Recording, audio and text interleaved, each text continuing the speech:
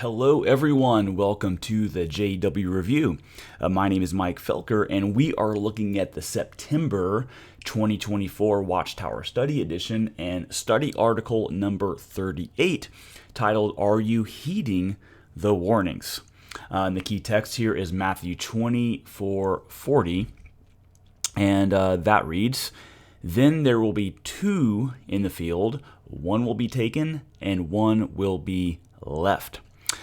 In this article, we're going to be looking at a lot of eschatology, but what we're really going to kind of focus in on are the parables in Matthew chapter 24 through 25. They kind of lead up to the famous faithful and discreet slave parable and just some of the major problems in that.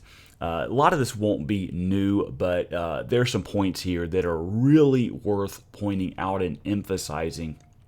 And just keeping in mind, especially those of you who have opportunities to interact with JWs who are just your friends, your families, or ones that you encounter, because articles like this are going to be fresh on their minds.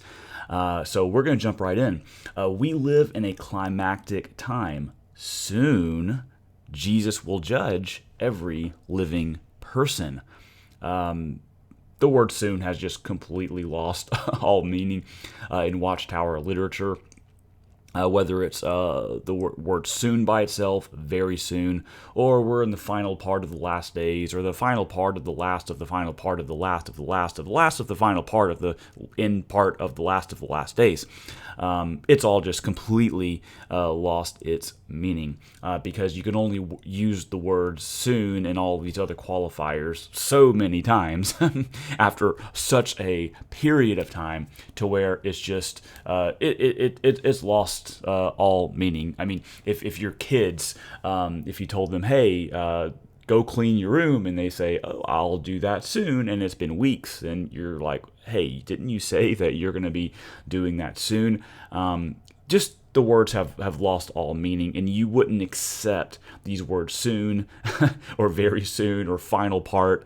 You wouldn't accept those words or phrases in any other context, but when it comes to the Watchtower utilizing this terminology, apparently it's okay, and they can just use the words soon and very soon and all of that just indefinitely. It could be another century and they could still be saying it because as a JW or a faithful JW, it is just accept what they say and do not question it, because if you question them, you are questioning Jehovah. So get in line and obey and believe. Continuing on with the paragraph, Jesus described the time leading up to this judgment by giving his disciples a prophetic sign, quote unquote, of his invisible presence and of the conclusion of the system of things. That's in Matthew 24:3. This prophecy is recorded in Matthew chapter 24 and 25 and in the parallel accounts of Mark chapter 13 and Luke chapter 21. All right, so if you're in Matthew 24, the only time sign is mentioned. So if we're starting out at the first part of the account, you can see here Matthew 24:1, and coming out from the temple, so the temple is really the focus here in this account, Jesus was going along, and his disciples came up to point out the temple buildings to him, and he answered and said to them, Do you not see all these things? Truly I say to you, not one stone here will be left upon another which will not be torn down. Now as he was sitting on the Mount of Olives, the disciples came to him privately, saying, Tell us, when will these things happen? And what will be the sign of your parousia, coming or presence, and of the end of the age? And then everything continues. So you have that word sign here, all right? In Matthew chapter 24, you don't see the word sign in the text until you get all the way down to verse 30. And it says, And then the sign of the Son of Man will appear in the sky. Now the phrase Son of Man here is really, really important. And then all the tribes of the earth or land, all right, will mourn, and they will see the Son of Man coming on the clouds of the sky with power and great glory.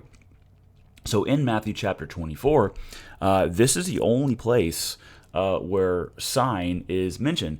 And what you'll notice if you read up to this point, none of these other things, none of these other predictions of things that were to happen, none of those in Matthew 24 are called signs. And that's just extremely important because I think a lot of people, and not just Jehovah's Witnesses, but a lot of people think that a lot of these indicators that things are near, things are kind of coming to a close, they think that those are signs, but the text doesn't identify those things as signs. And not to kind of burst your excitement bubble, but in 24:30, this sign of the Son of Man coming in the clouds of the sky, it's not necessarily what you think this might be, because this is coming from Daniel chapter 7. Now, if you don't know the background here, you may think that this is literally Jesus kind of coming down to earth in this visible way that to where everyone can see him. All right, that's kind of the impression that you get if you don't know the background of this text. But most Bibles, at least the ones that kind of give you cross references, are going to reference Daniel chapter 7 in verse 13.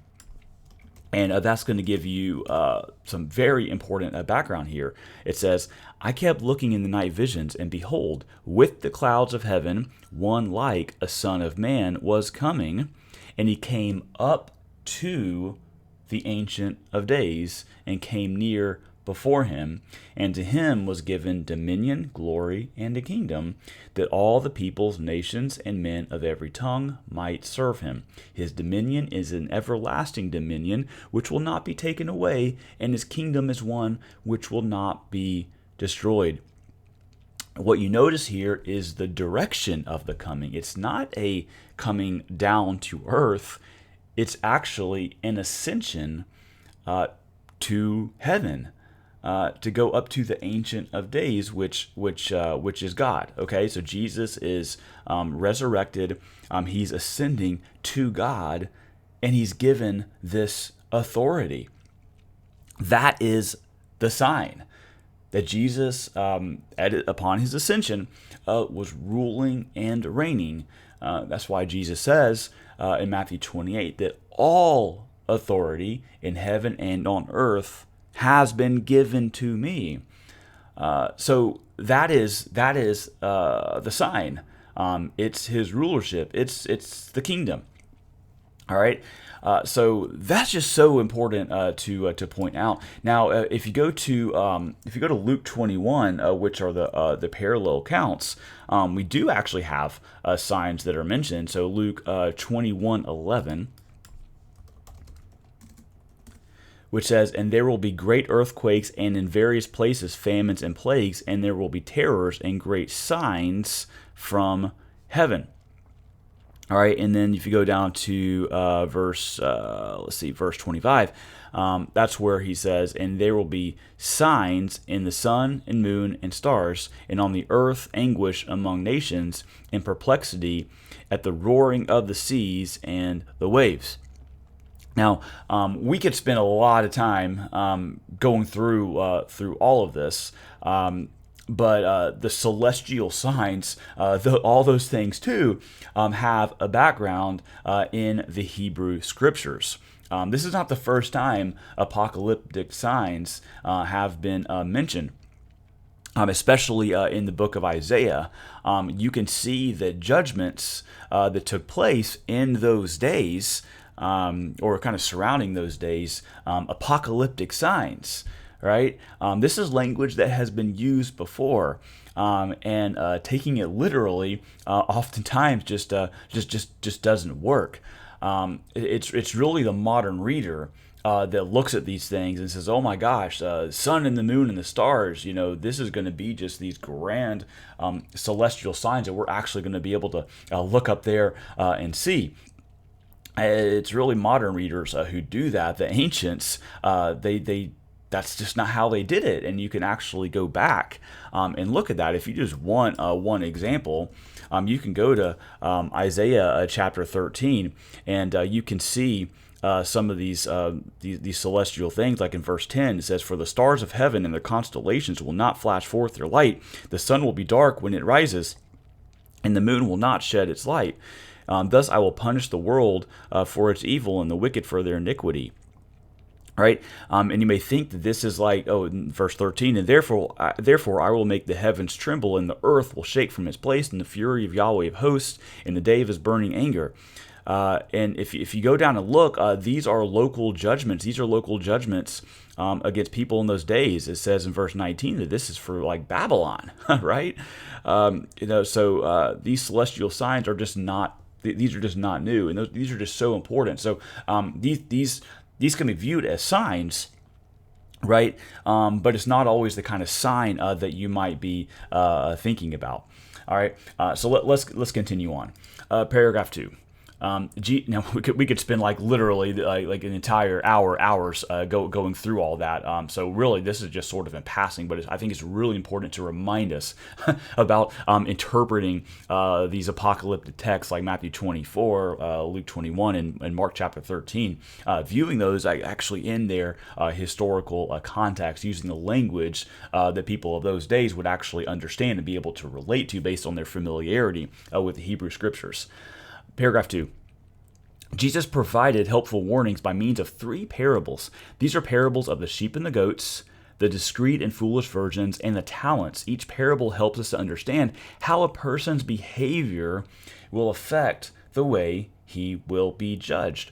As we review these parables, let us identify the lessons and how we can apply them. The first parable we will discuss is that of the sheep and the goats. All right. Now, I highlighted a person's behavior will affect the way he will be judged. In Watchtower theology, that's not really talking about the behavior that you will do in this life, because when you die, according to Watchtower theology, your sins are canceled at death. I mean, it's technically a judgment, sure, but it's not a specific judgment based on specific sins or how sinful you actually were. There's not really degrees of punishment. It's just dying cancels your sins, and you get a clean slate. And if you're not one of those unfortunate ones who apparently Jehovah can tell if you would just never repent in any kind of scenario, you're not going to get resurrected. But otherwise, you're getting resurrected. You're getting a second chance and an opportunity during this 1,000-year period to change and believe. So the behavior would be talking about the behavior during the 1,000 years, and then at the great throne judgment, which is outlined in Revelation 20, that's where the books are going to be open, and you're going to be judged based on what you did after your resurrection. Paragraph 3. In the parable of the sheep and the goats, Jesus described the judgment of people who have the opportunity to respond to the good news and to support his anointed brothers. All right, so if you read the Matthew 25 account, those brothers, those least of these that Jesus is talking about, that's supposed to be the anointed class, and we've gone over this so many times. But there's nothing in that text that says that these brothers that Jesus is talking about are those with the heavenly hope. They're heavenly earthly hope, or what that is just not even under discussion there. The only thing that's under discussion, as far as like any specifics that might even relate to a location, is that Jesus separates the sheep and the goats, and he tells the sheep, inherit the kingdom which I've prepared for you before the foundation of the world. So Jesus comes, he's on his throne, and the sheep and the goats appear before him, which sounds to me like this is all taking place on the earth. But those brothers, nothing is said explicitly about whether they're like this anointed heavenly hope. That's just something the Watchtower has made up to try to fit into their theology. But make no mistake, and they're saying it just right here, that your salvation really depends on how much you support those anointed heavenly hope, Jehovah's Witnesses. They say during the Great Tribulation, he will render this judgment right before Armageddon. When they say like this during the Great Tribulation, you really got to read this carefully. So if you go to Matthew 24,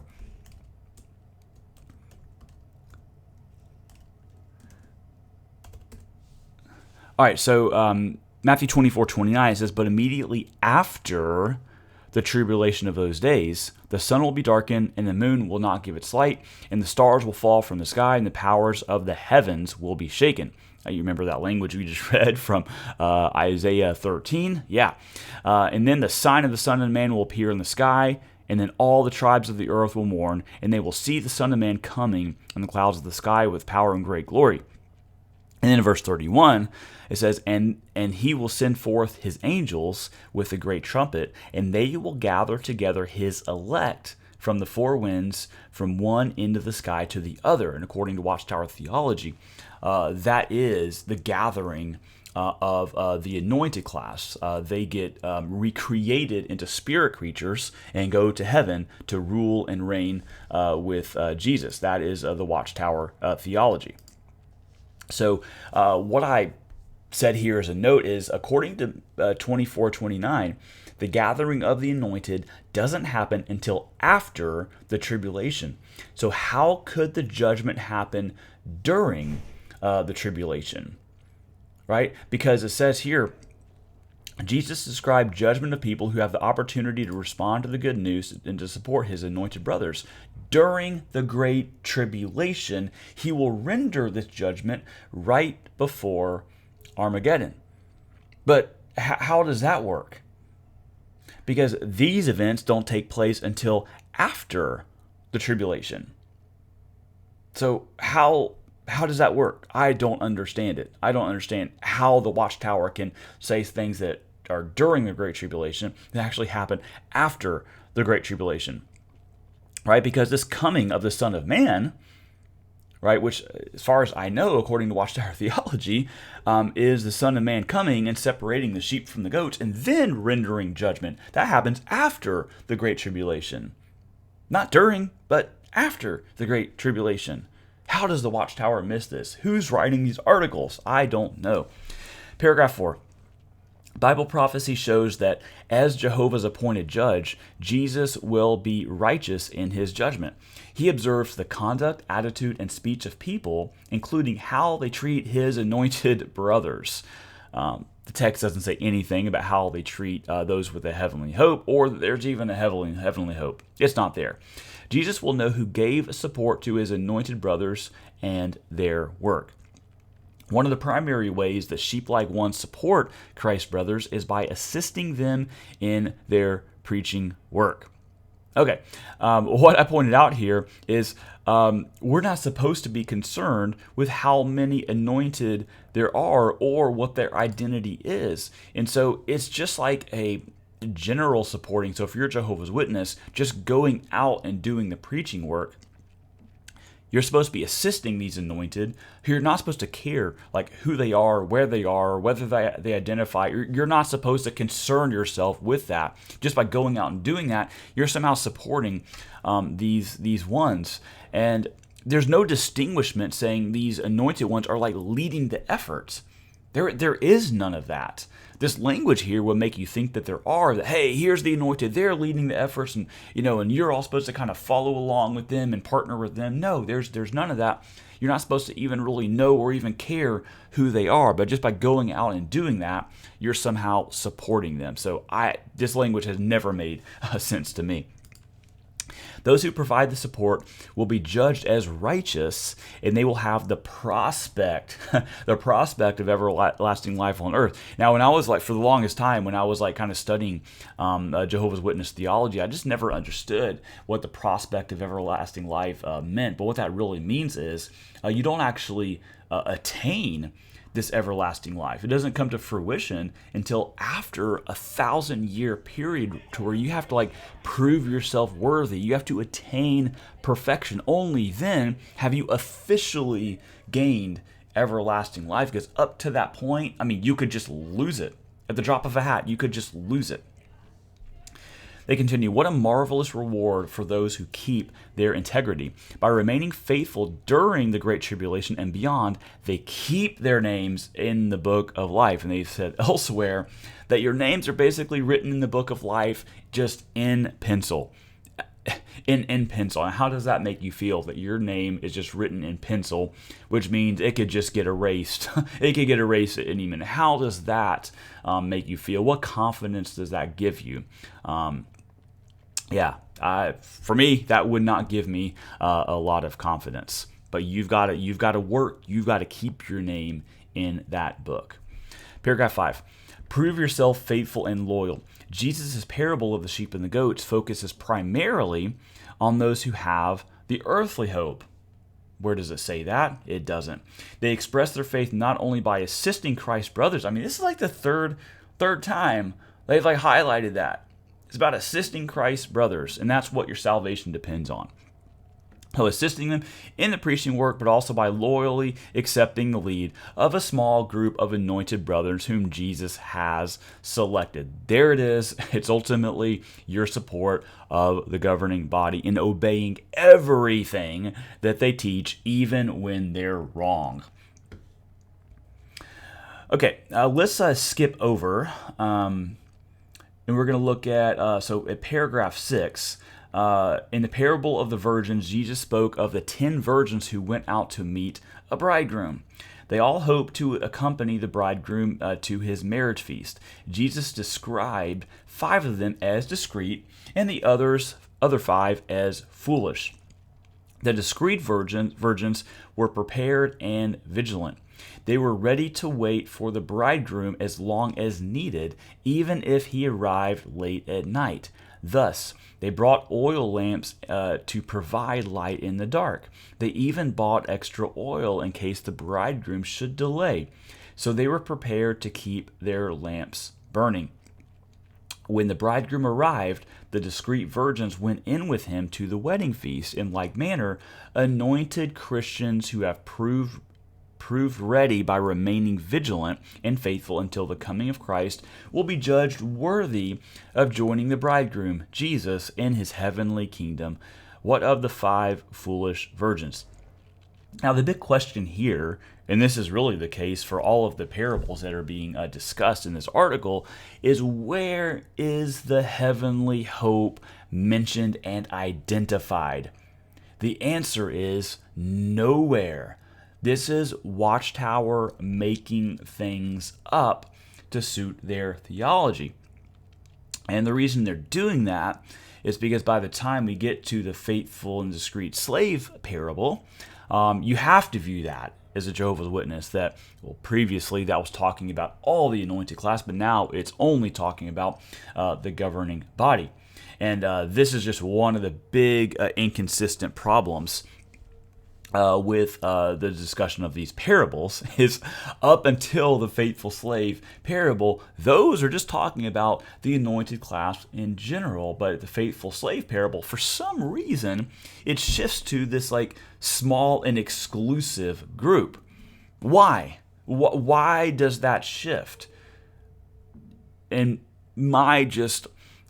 I'm not a prophet nor a son of the prophet, but I just have this this prophetic suspicion, if I can use that phrase, that these parables are someday going to get reinterpreted, where those are only going to be about the governing body.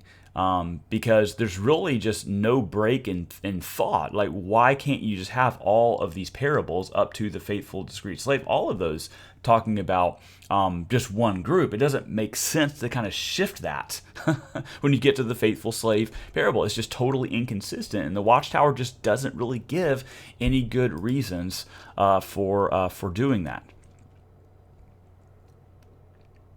Yeah, and here's one of the problems. Let's just go ahead and read through paragraph 7. Unlike the discreet virgins, the 5 foolish ones were not ready when the bridegroom arrived. Their lamps were about to go out, and they brought no extra oil with them. When they learned that the bridegroom would soon arrive, they had to go buy oil. They had not returned when the bridegroom came. At that time, the virgins who were ready went in with him to the marriage feast, and the door was shut. Later, when the foolish virgins came back and wanted to enter, the bridegroom told them, "I do not know you." Those virgins had not been prepared to wait for the bridegroom as long as necessary. What is the lesson for the anointed ones? So the judgment of these unfaithful anointed is more problematic now because the Watchtower cannot identify who the evil slaves are in the faithful slave parable. These days, it's discounted now as a mere hypothetical at the point when they limited the group to only the governing body. All right, and let me just show you here what I mean. So if you're going to the faithful slave parable in Matthew 24:45, it says, "Who then is the faithful and prudent slave, whom the master put in charge of his household to give them their food at the proper time? Blessed is that slave whom the master finds doing so when he comes. Truly I say to you that he will put him in charge of all his possessions. But if that evil slave says in his heart, 'My master is not coming for a long time,' and begins to beat his fellow slaves, beating the fellow slaves, that's so important, and eat and drink with drunkards, the master of that slave will come on a day when he does not expect him, at an hour when he does not know, and will cut him in pieces and assign him a place with the hypocrites. In that place there will be weeping and gnashing of teeth." Okay? This parable does not make sense in light of the governing body, limiting this parable to only the governing body. The reason is you can't answer the question, who is that evil slave? And what would that even look like about a governing body member, like, beating the fellow governing body members? Like, that doesn't, none of that really makes sense. Now, the only way this parable and all the other parables leading up to this one makes sense is if these parables are dealing with individuals rather than classes.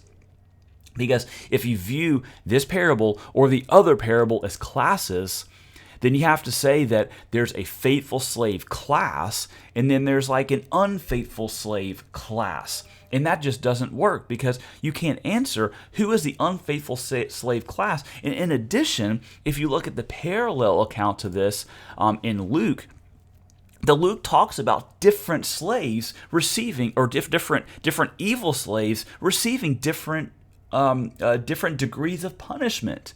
These only make sense if you're talking about individuals rather than as groups or classes, right? And so even if you view this as all the anointed class, that is still problematic. So you just have like these different tiers of problems. You have the main problem that you're dealing with the anointed class in the parables, but when you get to the faithful slave parable in 24:45, for whatever reason, you've shifted over to a small exclusive group, namely the governing body. It just doesn't make any sense. And then you have the secondary problem of dealing with the evil or unfaithful ones, these unfaithful slaves in these parables. Oh, and there's like a whole third tier problem of the governing body has already basically appointed themselves and identified themselves as faithful before the master has come to make that determination, right? So you just have these different tiers of problems that the Watchtower is just hoping you won't even think about when you read these parables. But I really, really hope that you'll really think about these different problems. Paragraph 8, prove yourself prepared and vigilant. Jesus was not foretelling that there would be two classes of the anointed, one that was prepared to wait until the end of the system of things, and one that was not. Rather, he was explaining what would happen to the anointed ones if they were not prepared to endure faithfully to the end. So all they did was shift the problem because the faithful and discreet slave is a class, not individuals. Therefore, there can be no evil slave class since the Watchtower has already determined that the governing body is the faithful and discreet slave before Jesus himself made that determination. None of this makes sense. None of this makes sense. And so they're like barely addressing the problem that I just pointed out. But you've just got to think through this a little bit. You've really got to reason with what they're saying. And they just cannot and will not answer the hard questions. Paragraph 10. In the parable of the talents, Jesus spoke of two slaves who were faithful to their master and one who was not. So the question I have is, why can we make this parable about individuals and not with the faithful slave parable? So apparently it's okay up to this point, up until the faithful slave in 24:45, to talk about these ones as individuals. But when the faithful slave comes around 24:45, it's no longer about individuals, it's only by classes. Totally inconsistent. Totally inconsistent. Paragraph 12. The two faithful slaves represent faithful anointed Christians. The Master Jesus invites them to enter into the joy of their Master. They receive their heavenly reward, the first resurrection. So the anointed, they get to have eternal life at their death. But the earthly class have to prove themselves for 1,000 years. Moreover, if the parables are about individuals, why is it, once again, that the faithful and discreet slave parable doesn't get the same treatment? I watched recently, I think it was at the annual meeting, and you can correct me if I'm wrong, but I think it was Jeffrey Jackson who kind of used the joke that, he's died and gone to heaven. And the anointed class can make that joke. It's a bad joke. It's a bad joke, and it's really an insensitive joke, because when they die and go to heaven, wow, they've got their heavenly reward. There's nothing else to prove beyond that point. But all of you, me, you, everyone else, you, after you're resurrected, you've got to perfect yourself during 1,000 years. You've got 1,000 years to prove yourself. But the anointed class, nope, they've died and gone to heaven because that's it for them. They are on their way. They've got the eternal life. Their names are not penciled in the book of life. It is entered in a permanent marker. They're all set. They're good to go. But the rest of you, the rest of us, we have 1,000 years to prove ourselves faithful. Yeah. Let's go to paragraph 13. Prove yourselves industrious and diligent. Yep, work for that salvation. In the parable of the talents, as in the parable of the virgins, Jesus was not predicting that the anointed would become sluggish. Rather, he was explaining what would happen if they lost their zeal. So here's the thing. Is there zeal in standing around socializing all day at a literature cart with virtually no witnessing and preaching happening? I mean, nearly every week, at least once a week, I see literature carts. I live in a metropolitan, very downtown area. That's where I work. I see the literature carts like weekly. I mean, probably every other day, maybe on average. Almost never. I'd say like 1% of the time, and maybe that's even being generous. I don't see them talking to anyone but just each other. It's just social hour. Do you see zeal in that? I mean, I don't. I would see zeal if they were like really trying to bring people in and kind of reach out, like, something. But no, it's just social hour. So I don't see zeal in that. Do you? Paragraph 15. Before relating the three parables, Jesus described a final judgment of the anointed that would reveal who was approved. He spoke of two men working in a field and of two women working at a hand mill. In each case, the two appear to be doing the same work, but Jesus said that one would be taken along and the other abandoned. He then urged his followers, "Keep on watch, therefore, because you do not know on what day your Lord is coming." So my question is, how does this work? If the resurrection of the elect, or the anointed class, has been happening since Jesus' presence in 1914, what is unexpected about this? Right? Because this is like the kind of thing where, if one is taken, the other's left. Like, and Jesus said that he doesn't know the hour, and this is all just unexpected happening, kind of like the flood. The flood, came and just swept them away. This was all unexpected to those people, right? But the presence of Jesus has been here for over 100 years, right? And this resurrection of the anointed has been happening since around 1914, according to Jehovah's Witness theology. So one is taken and the other is left. Now the strange thing about this is that for the anointed to get resurrected, they have to die. The Watchtower said explicitly is they must die. Every single anointed one who gets recreated into a spirit creature, they must die.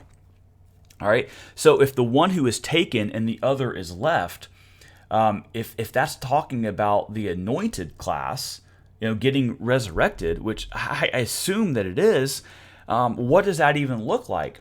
Because if you were kind of watching the last of the anointed ones getting resurrected, if you were like watching that happen, you're watching like all the anointed like drop dead, right? Or maybe they just like disintegrate. I don't know. It's all just extremely strange. So this is just all like perplexing and strange. And what does that look like? Let me just tell you though what makes a whole lot more sense if you're looking at 24:36. Let's actually go there.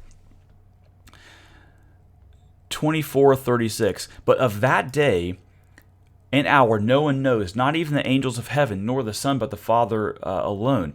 For just as the days of Noah were, so as the coming, and this is the parousia of the Son of Man will be. It's according to Watchtower theology. So will Jesus' presence starting in 1914. So will that be. But yeah, Jesus didn't know the day or the hour, but yeah, we can look at Bible prophecy somehow, and we can figure out to great detail that, this all started in 1914. Doesn't make sense to me. For as in those days before the flood, they were eating and drinking, marrying and giving in marriage, until that day Noah entered the ark, and they did not understand until the flood came and took them all away. So will the presence of the Son of Man will be. So will the parousia be since 1914. Then there will be two in the field, one will be taken and one will be left. Two women will be grinding grain at the mill, one will be taken and one will be left. Therefore stay awake, for you do not know which day your Lord is coming. So you do not know when your Lord is coming. Let me just tell you what makes a whole heck of a lot more sense is if this is talking about what's happening at the coming destruction of the temple in 70 AD, right? Because it's unexpected to the people who are there. The Christians have already fled. They did what Jesus said to do when he said, when you see Jerusalem surrounded with armies, you know that its desolation is near. So get out of there. But if you're left, right, this is going to be unexpected. It's going to be unexpected. War is just going to break out. So yeah, you're going to see people just being killed and some left, right? And it's going to be unexpected to those people. They didn't heed the warnings. They're not expecting this, just like in the days of Noah. That makes a whole lot more sense than what the Watchtower is trying to put out there. Paragraph 18. What have we considered? For those who hope to live forever on earth, the parable of the sheep and the goats highlights the need to remain faithful and loyal to Jehovah now and during the Great Tribulation. Well, my question is, why now? Why not just enjoy your life and wait to see if the tribulation happens? Because when the Great Tribulation happens, according to the Watchtower, all of false religion, Babylon the Great, is destroyed, and the Jehovah's Witnesses are the only religion left standing. All right? And if that happens, that is pretty darn good evidence that what they were saying is true. Why not just wait and see? Why not just wait and see? And when that happens, you can say, oh my gosh, I was wrong. I'm going to join them. That's what I'll do, right? That's what I'll do. Not betting on that happening. I don't think there's like any chance that was going to happen. But let's just say hypothetically that I was wrong. All of us were wrong who've been criticizing the Jehovah's Witnesses. We can all just wait and see. So why now? Why be faithful and loyal to what the Watchtower is teaching right now? Why do that? Why not just wait? Enjoy your life. Do all the stuff that you've just wanted to do.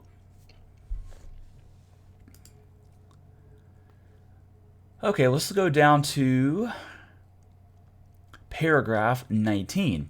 They say, we too must be prepared to wait for however long it takes until Jesus brings an end to this system of things. So when I read this, I was like, who's writing these articles? I mean, with all respect, does the writer of this article have amnesia to what he wrote at the beginning of this article? Because they said, this is all happening soon. This is all happening soon. But they say here, we too must be prepared to wait for however long it takes until Jesus brings an end to this system of things. Why use this kind of language if we're at the final part of the last part of the final part of the last days? Like how can you shift the language like this? It perplexes me. It should perplex all of you. Oh, then they say here, we must keep busy in Jehovah's service right up until the end. Well, really it's Watchtower service because you're obeying everything that they say if you're to be a faithful Jehovah's Witness. Finally, we considered how anointed ones must remain watchful in order to be taken along by Jesus to their heavenly reward. But don't forget that the anointed must die to be taken up. So do not forget that, right? They must all die before they are taken up. I suppose one advantage, if you're going to have an advantage to being in the great crowd, is that you might actually survive through all of this without dying. So I suppose, to look on the bright side, there's maybe some pros and cons to both. You may not have to die if you actually survive all of this. Oh, look at this. Then in paragraph 20, they say, the judgment is fast approaching. I mean, this is like unbelievable to me. You can look at these two statements if you're watching this. You can see these like side by side in this. I have them both highlighted. So they say, we must be prepared to wait for however long it takes until Jesus brings an end to this system of things. That's not the kind of thing you say if this is like right around the corner. But in paragraph 20, like adjacent here, they say the judgment is fast approaching. I mean, how is your head not spinning reading this thing? How are you not having like cognitive dissonance reading these two things side by side right before your eyes? Yeah, I can't possibly understand it. I mean, the only thing I can think of is that the Watchtower is like truly insulting your intelligence. They are. I mean, they're truly insulting your intelligence by putting these two statements side by side, not thinking you're going to like see the contradiction between these two things. Judgment is fast approaching, and you must wait for however long it takes. I mean, you've got to pick one, and you've got to stay in that lane. This is just craziness to me. So, wrapping it up there, I really hope this review was helpful to you. Please let me know in the comments what your thoughts are on all of this. If you have any questions, please feel free to leave those. There's probably a lot of questions relating to how to interpret Matthew 24 and Luke 21 and all that. I'm happy to give you my thoughts on that if you have any specific questions. If you want to support this, best way for you to do that is to hit the like button, the notification bell, and to subscribe. That just helps immensely with the YouTube algorithm so that shows like this could actually get recognized, because we need just more Christian-based critiques and reviews of Watchtower theology, because a lot of them out there are not coming from a Christian perspective. So please support channels like these by subscribing and liking this, so that we can all just get recognized, and so the name of Christ can get exalted, so that the gospel, the good news of Jesus Christ, his death, burial, and resurrection, that can get proclaimed and heard, so that people can come and believe. It's not just enough to come to disbelieve Watchtower theology. No, we want people to actually come and just to believe in the good news of the gospel, which is just accepted by faith alone and apart from works. We'll wrap it up there. I don't know when the next review will be. Hopefully there's something I can review in December. Things have been really, really, really busy for me as of late. I'm just trying at best to get one review in per month, so we'll just see how things go in December. But until then, hope you have a great week, and we'll see you next time. For more information about Jehovah's Witnesses and other topics, please visit michaeljfelker.com. There you can also reach me directly to submit questions or comments to be covered on the JW Review. To subscribe to this podcast, please go to iTunes and search for the JW Review.